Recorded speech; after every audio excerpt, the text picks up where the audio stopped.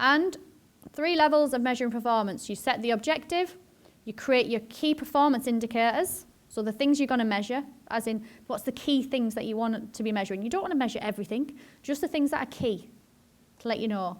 And what are the metrics? So what are those things you're going to be measuring? And it's really important that you share that with your team as well. It's not like you're trying to catch anybody out and going, oh, I'm going to see how that's going. It's a case of everybody knowing, like, are you performing? Are we on track or aren't we on track? So each quarter, I'll set revenue targets for the business and say this quarter with what we've got booked in, what we'd like to see happening. This is the metrics. These are my critical drivers. What is it I need to put in place to ensure that that happens? And I'll be accountable to that. But I have every team, so especially my sales team, they have really clear objectives of how many calls they need to do a day. They have the KPIs of, okay, what sale did they make? Out of that sale, where did the lead come from?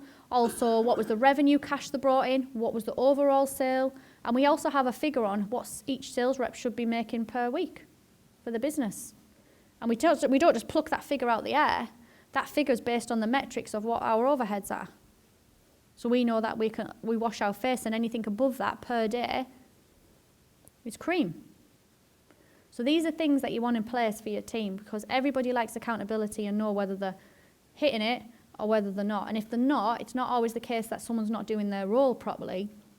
It can sometimes be the case that the systems aren't good enough, or there isn't enough resources for it, or it needs to be something else brought into play to make it happen. But if you're not setting accountability, you won't ever know that, because you won't ever be measuring anything. Does that make sense? Who does accountability now?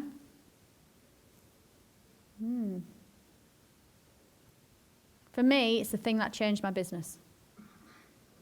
It massively did. It gave people responsibility. It gave people direction.